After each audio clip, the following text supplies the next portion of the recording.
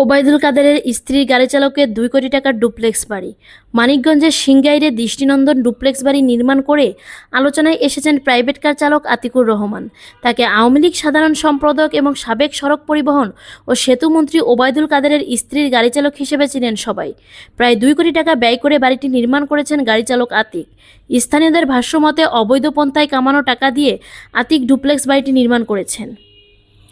স্থানীয় ও সংশ্লিষ্ট সূত্রে জানা গেছে, সিংগাইর পৌর এলাকার 9 নম্বর ওয়ার্ডের কাশিমনগর মহল্লার মরহুম লেহাজউদ্দিনের ছেলে আতিকুর রহমান ছোটবেলার প্রাইমারির গণ্ডি পেরিয়ে মাধ্যমিকে প্রবেশ করে লেখাপড়ার ইতি টানেন। এরপর বেবি ট্যাক্সি ড্রাইভিংয়ের মধ্য দিয়ে শুরু হয় তার কর্মজীবন। বড় ভাই সরকারি দফতরে ড্রাইভিং পেশায় চাকরির সুবাদে একসময় তার সহযোগিতায় আতিক কাজ পায় ওবায়দুল কাদেরের স্ত্রীর প্রাইভেট কার চালক হিসেবে। সেই সুবাদে অবৈধ পথে রোজগার করেন মোটা অঙ্কের টাকা। তার গ্রামের বাড়ি কাশিমনগর মহল্লায় নির্মাণ করেন ডুপ্লেক্স বাড়ি, স্থাপনা সহ যার বাজার মূল্য 2 কোটি টাকার উপরে। এছাড়াও রাজধানী ঢাকায় তার রয়েছে একাধিক ব্যবসা। একজন প্রাইভেট কার চালক হয়ে কোটি কোটি টাকার সম্পদ অর্জনের বিষয়টি সঠিক তদন্তের মাধ্যমে খতিয়ে দেখার দাবি জানিয়েছেন এলাকাবাসী। গত সোমবার সরেজমিনে গিয়ে স্থানীয়দের সাথে কথা বলে জানা যায়, আতিকুর রহমানের সড়ক পরিবহন ও সেতু বিভাগে গাড়ি চালকের চাকরি নিলেও তিনি গাড়ি চালাতেন সাবেক মন্ত্রী ওবায়দুল কাদেরের স্ত্রীর। এই সুযোগে তাদের ছত্রছায়ায় নানা অনিয়ম এবং তদবির বাণিজ্য করে অবৈধ উপায়ে উপার্জন করেন মোটা অঙ্কের টাকা। সেই টাকা দিয়েই গ্রামে ডুপ্লেক্স বাড়ি ও ঢাকায় ব্যবসা পরিচালনা করছেন বলে অনুসন্ধানে জানা গেছে।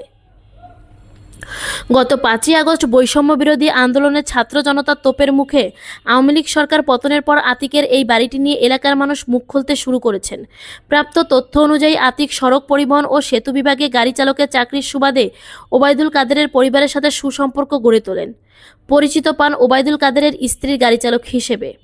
নাম প্রকাশ না করা শর্তে এলাকার একাধিক ব্যক্তি জানান, করোনাকালীন সময়ে সিংগাইর থেকে ইটভর্তি ট্রাক ঢাকায় প্রবেশ করতে বিধিনিষেধ থাকলেও মন্ত্রী ও তার স্ত্রীর নাম ব্যবহার করে আতিক গাড়ি প্রতি 5,000 টাকা করে নিতেন। ফলে ভাটা মালিকরা তার শরণাপন্ন হতেন।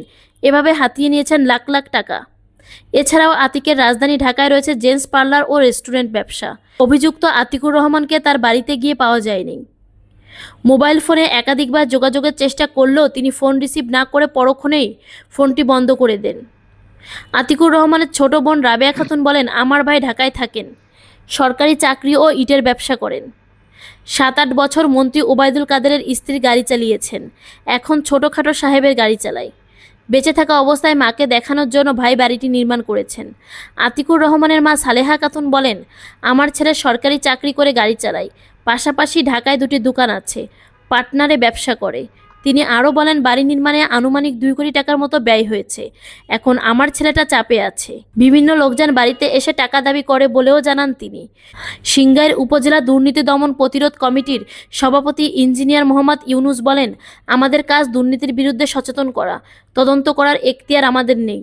তবে এ বিষয়ে কেউ দুদকে অভিযোগ করলে কমিশন তদন্ত করে দেখবেন।